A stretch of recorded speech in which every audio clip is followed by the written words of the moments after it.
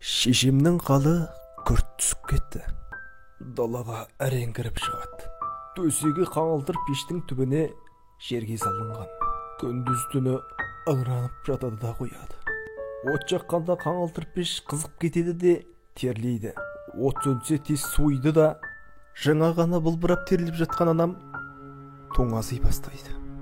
Сөйтіп аса жайсыз жағдайда жатқандықтан ауру үстіне ауру жамала берді. Шешемнің қойнында күндіз түні жылаудан жағы сембейтін Тұрдыбегінің, ауру ананың құр сүлдер шандыр мамасын сүліктей қадалып сорудан ол жалықпайды. Бибішабал жеңгем өзінің шектен шыққан ластығына қарамастан Тұрдыбектен сондай жеркенгіш. Баланың жүргек жаялығын төсегінде ыңыранып отырып шешем өзі жуып тазалайды. Шешемнің қалы төмендеген сайын үй ішіндегі үлкендер менен жасыруға тырысатын бір әбігерге кірісе бастады. Олардың өзара күбір-сыбыры көбейді.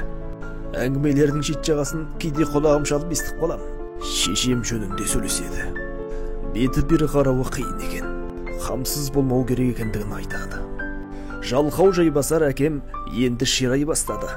Отын суды мол дайындап, үй маңынан онша көп ұзамайтын болды. Шешемнің көңілін сұрауға келген әйелдер есіктен шығар-шықпастан «Ай, мынауың біткен адам, мал болмайды» деген сөздерді естігенде жүрегім су етіп, кеудемді қорқыныш билейді. Шешемнің өлетініне менің де көзім жете бастады. Тұрдыбек жылаудан сілезі қатып ұйықтап кетеді. Сол кезде шешемнің де көзі бір сәт ілініп, үй іші тым-тырыс бола қалады. Мен аяғымды ұшымнан басып, апатайымның алдына барам.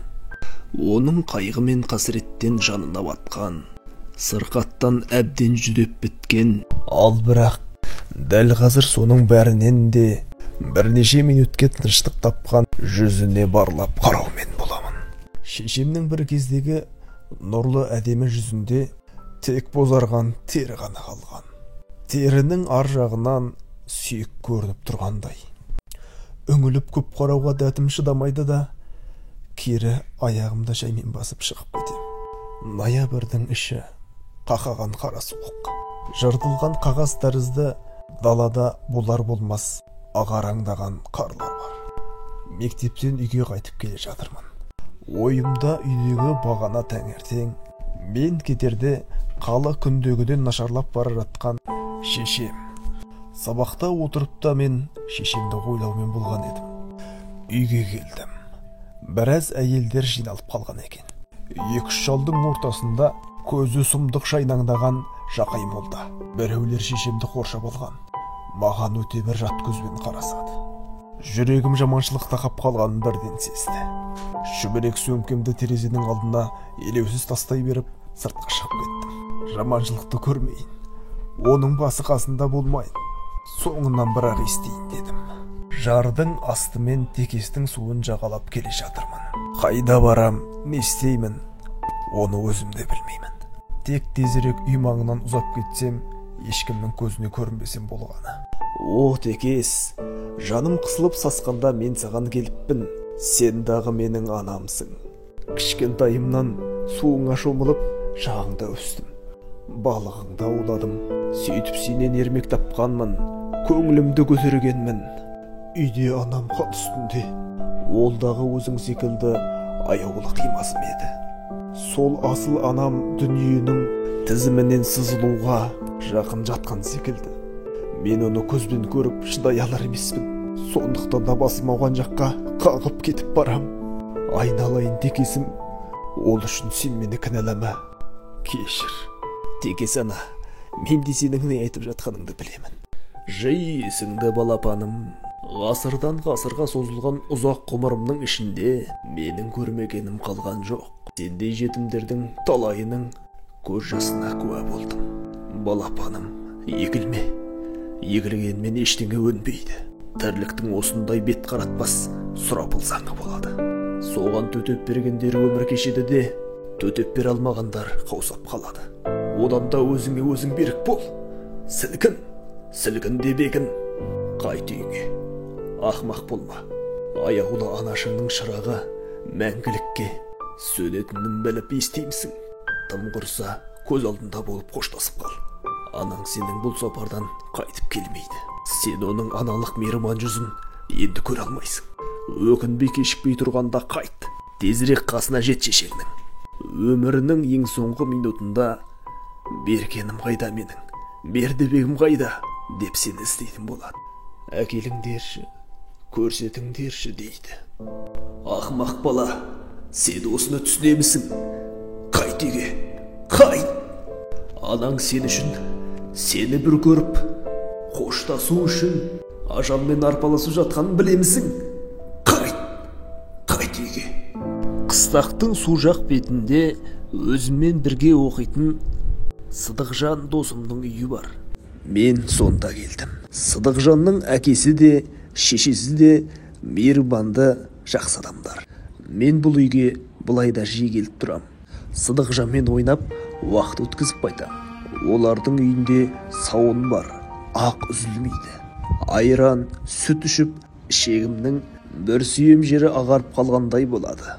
Сырт киімді шешпестен сол үйде отырмын. Темір пештің арт жағында бір шөлке тұр екен. Соған қалай болса солай жаншылып отыра кеткен. Кенет есікті қатты жұлқып ашып, колхоз председателі Жәкірбайдың ұлы Тілеу кіріп келіп, әлдегімді іздегендей алақ-жұлақ етті де мені көріп, Әйнақ отсың, шешең ұлық болды ғой? Дегені төбемнен шатыр етіп аспан құлағандай болды. Әлгінде менің осында кіріп бара жатқанымды Тілеу көрген еді. Отырған орнымнан қалай атып тұрғанымды өзім білмей, аңырап есікке ұмтылдым. Біздің үй әлгі арадан көрініп тұрады, жап-жақын. Есіктің алдында біраз жұрт жиналып қалған. Іштен жылаған дауыстар естіледі. Міне, енді енесінен айырылған боташа боздап келем. Есіктен кіре беріп, оң жақ босағаға ши құрылғанын байқап қалдым. Өлікті соған салған екен. Аңыраған бойда шидің аузына ұмтылдым. Бірақ әлгі арада тұрған әйелдер жібермеді, ұстап алды. Сосын анау күнгі қаншайымша жыламақшы болып, анамның ағаш төсегіне етпеттей барып құладым. Өкіріп бақырып жылап жатқандар негізінен біздің үйдің адамдары. Сатылған ағайым Тұрдыбекті құшақтап, тікесінен тік жылап тұр. 6-7 айлық жас нәресте аяқ асты нендей сұмдық болып жатырғанын білмей, бас-басына шулағаны несі дегендей жан-жағына бағжаң-бағжаң қарайды. Әкем арқасын қабырғаға тіреп, жүресінен отырып алған. Дауысын онша шығармай пыш-пыш жылайды. Даладан ойбай салып кірген әйелдер үй ішінде және ойбайлап жылаған болады да қоя қояды. Шешемнің басына қорған тұрғызылған жоқ. Ескерткіш қойылмады. Бірдеңе қалқитуға бізде ешқандай да шама жоқ еді. Біздің қолымыздан келгені көздің жасын көл қылып жылап сықтау ғана болды. Иә, оқырмандар, Бердібектің інісі Тұрдыбек қандай жағдайда қалды? Соны қысқаша баяндайын. Мен міне тағы да Қостөбедемін. Құттықтап қойыңыздар. Өгей шешелі болған. Күміс әкемнен үлкен бе деп қалам жас жағынан. Бет бітімі кесек, қалбиған қара ел. Аты күміс демесең, өзі де киген киімі де шойынға көбірек ұқсас. Күміс дені сауда адам емес. Оқта текте талып жығылып қалады. Өзінен өзі күпірлеп сөйлеп, әруақ құдаймен тілдесіп жүреді. Інім бұл кезде 3 жастан асқан. Күтімсіз болуының салдарынан ит аурумен ауырып, аяғы әлі шықпаған мешел. Түрегеп жүре алмайды, құйрығымен қозғалады. Көбіне көп сыз еденге төселген құрым киіздің үстінде бойына қылдай боп, көздері бақырайып, жарбиып отырғанды біледі. Өзі мешел болғанмен тілі сау, тілі тақ-тақ етеді, бірақ көп сөйлемейді. Өзінің осы мешел болып қалуына осы жүрген адамдардың бәрін кінәлап, қарғыс айтқандай сәби қабағын түйіп алып, түксиіп үнсіз отырады. Бұл күнде ауылдың үлкен кішісі Тұрдыбектің атына мешел дейтін сөзді қабаттап айтатын болған. Жуыну, киіну дегенді Тұрдыбек шешесі өлгелі көрген емес. Аяқ қолы шидей, шашы өсіп, құлақтарын көміп кеткен.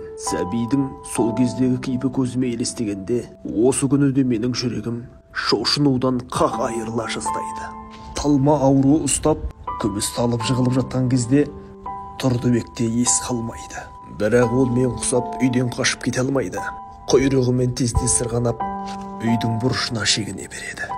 Екі көзі есік жақты бүгеп, ұзын боп серең-серең етіп жатқан Күмісте менің үйде болғанымды Тұрдыбек жақсы көреді. Екеуден екеу қалсақ, қабағы ашылып, серігіп бірдеңе сөйлей бастайды. Кәдімгі балалық мінез ұстап, ойнай бастайды. Менің жаным Тұрдыбекке керемет ашушы еді. Күміс Тұрдыбекке қатал қарайды. Оңашада ұрып соғады екен. Оны маған Тұрдыбек өз айтады. Қайтейін, ара түсуге менде шама бар ма? Інімнің ауыр қаны ішіме у боп құйылады. Тұрдыбек бірде қатты шөлдеп, аптол ішіп қойыпты. Байғұс үнім ауруханада бір апта жатып шықты.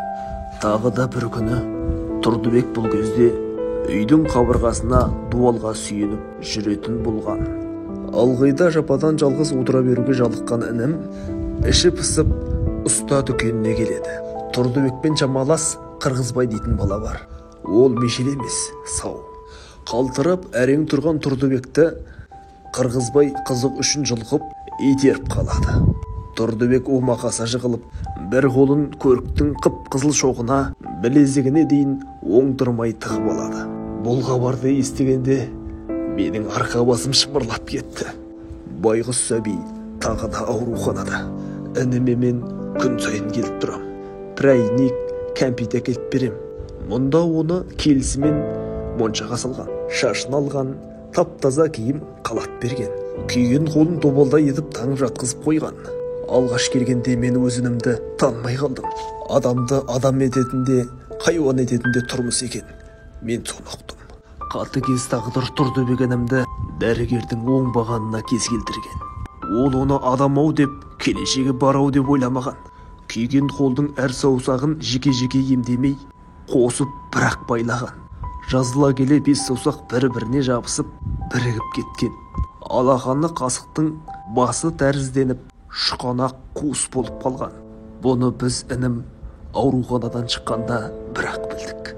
Мұғалім мен дәрігерден оңбаған адам шығады деп мен ойламаушы едім. Дүниедегі ең ақылды, ең мейірман осы дәрігерлер емес пе? Амал қанша жаман адам шығады екен. Бірақ адам әртүрлі ғой. Бұл оның тағдыры.